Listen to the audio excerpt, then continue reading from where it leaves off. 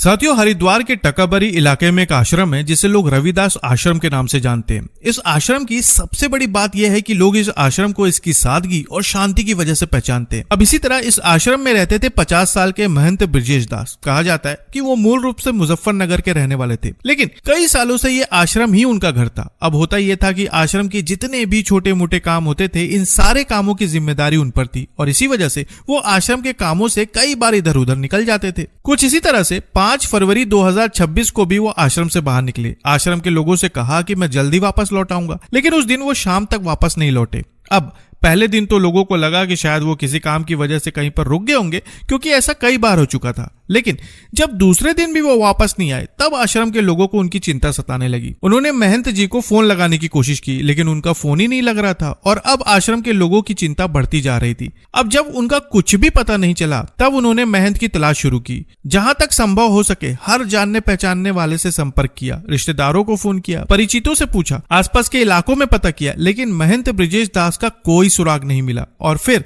तीसरा दिन भी उनकी तलाश में बीत गया। अब जैसे जैसे दिन बीत रहे थे, लोगों की चिंता बढ़ती जा रही थी, लेकिन महंत ब्रजेश दास का कुछ भी पता नहीं चल रहा था और इसलिए अब लोगों को लगा कि इसकी सूचना पुलिस में देनी चाहिए। और फिर 10 फरवरी 2026 को भगवानपुर थाने में उनकी गुमशुदगी की रिपोर्ट दर्ज करवाई गई। अब जैसे ही पुलिस के सामने ये मामला आया, उन्होंने तत्काल जांच शुरू कर दी। सबसे पहले ब्रजेश दास के कॉल डिटेल्स निकलवाए गए, ये देखने के लिए कि उनकी आखिरी लोकेशन कहां पर थी, उन्होंने आखिरी बार किससे बात की थी। और फिर कुछ समय बाद कॉल रिकॉर्ड्स खंगालने पर पुलिस के सामने एक अहम जानकारी आई। पता चला कि 5 फरवरी को उनकी आखिरी बातचीत बागपत जिले के गंगनौली गांव की रहने वाली एक महिला से हुई थी, जिसका नाम था शशि। और इसके अलावा जब उनकी आखिरी लोकेशन देखी गई तो पता चला कि जिस दिन वो गायब हुए थे, उस दिन उनका फोन हरिद्वार से उत्तर प्रदेश की तरफ गया था। अब जैसे ये सारी चीजें पुलिस के सामने आती है, पुलिस की एक टीम गंगनौली पहुंचती है और शशि नाम की उस महिला की तलाश शुरू करती है। जल्दी उन्हें वो महिला भी मिल जाती है, जिसके बाद पुलिस उससे पूछताछ शुरू करती है।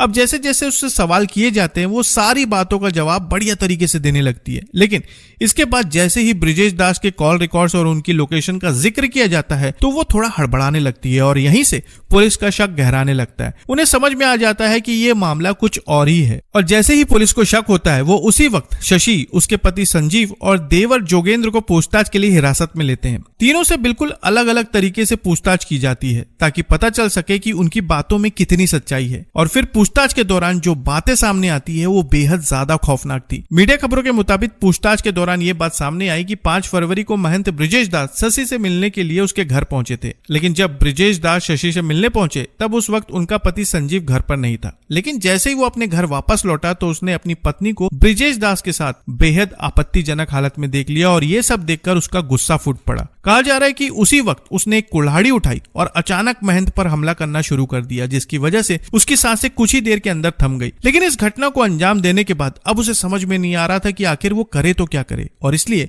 रात के करीब 11 बजे संजीव ने अपने भाई जोगेंद्र को बुलाया। जोगेंद्र हरियाणा के सोनीपत जिले के नरेला इलाके का रहने वाला था। अब भाई जैसे ही वहां पर पहुंचा, संजीव ने उसे सब कुछ बता दिया, जिसके बाद दोनों ने मिलकर महंत के शव को चादर में लपेटा और फिर उसे मोटरसाइकिल से ले जाकर गंगनौली के सामने बहने वाली कृष्णा नदी में फेंक दिया। इसके अलावा सबूत मिटाने के लिए उन्होंने मोबाइल के कुछ हिस्सों को जलाने की भी कोशिश की और ये सब करके उन्हें ऐसा लगा कि अगर शव और फोन दोनों गायब हो जाएंगे तो पुलिस को कोई सुराग नहीं मिलेगा। लेकिन गुमशुदगी दर्ज होने के बाद पुलिस की तकनीकी जांच ने उन्हें पकड़ लिया। महिला और दोनों भाइयों से सख्ती से पूछताछ की गई और फिर उनकी निशानदेही पर पुलिस ने कृष्णा नदी से शव बरामद कर लिया। इस मामले में पुलिस ने इन तीनों के खिलाफ संबंधित धाराओं के तहत मामला दर्ज कर लिया और इन्हें न्यायिक हिरासत में भेज दिया गया है। तो साथियों, ये था वो मामला जिसने हर किसी को चौंका कर रख दिया। आप इस पूरे मामले पर क्या कहना चाहेंगे, कमेंट में जरूर बताएं और नई खबरों के लिए चैनल को सब्सक्राइब करना ना भूलें। तो फिर मिलेंगे साथियों बिल्कुल एक नई खबर के साथ। तब तक के लिए आपका बहुत बहुत धन्यवाद।